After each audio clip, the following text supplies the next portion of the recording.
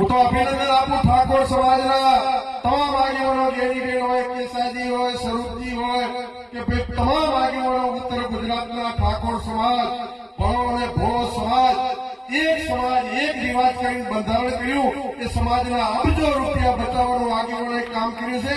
એ સમાજ ને બચાવવાનું એક કામ કર્યું છે. આવા આગેવાનો એ જ કાર્ય આપણા માનનીય ગુવાભાઈ સાહેબ ને માવજીભાઈએ રબારી સમાજનું બનાસકાંઠા વાવથરા પાટણનું બંધારણ બનાવવા માટે આ સમાજને સોનાનો સૂર્ય ઉગાડવા માટે 25મી તારીખે ડીસાના પાદરમાં આપ સૌને જયારે બોલાયા છે ત્યારે ભગવાન વડવાળા વાળીનાથની સાક્ષીએ સમાજને નવી રાહ બતાવવા માટે આપ સૌ આવો એવી પણ વિનંતી કરું છું.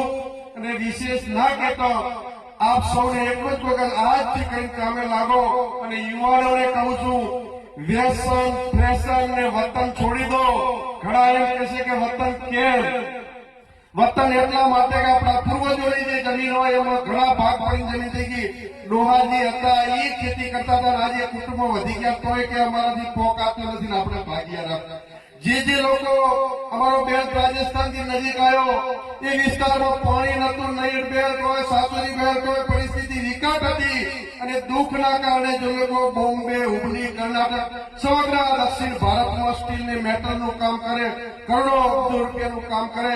અને દીકરાઓ જયારે ત્યાંથી સાઉથથી આવે ત્યારે અમને આનંદ થાય કે સમાજના દીકરાઓ વીઆઈપી ગાડી લઈને આવે પણ મેટલનો ધંધો કરે, બહાર જતા રહ્યા, વતન છોડી દીધું તો સુખી થયા. જેટલા જણા પરિવાર છે એ બરાબર છે, બાકી 2 જણ ભાઈવંદ 1-2 જણા બહાર જઈને ધંધો કરો. માત્ર ને માત્ર ભુવાજીઓને પણ વિનંતી કરું છું કે આપ આશીર્વાદ આપો. અને જેટલા ભુવાજીઓ છો એ સમાજને આશીર્વાદ આપો. અને નવા યુવાનીઓને ખૂબ ભણવાનો શોખ મૂકી અને ધંધે લાગો. કારણ કે આપણે વ્યસન ને ફેશનમાં તમામ સમાજો પતી ગયેલા છે. એટલે હર હંમેશા આપણા ઉપર દેવી શક્તિઓના ભગવાનના આશીર્વાદ છે. પણ તમને અહીં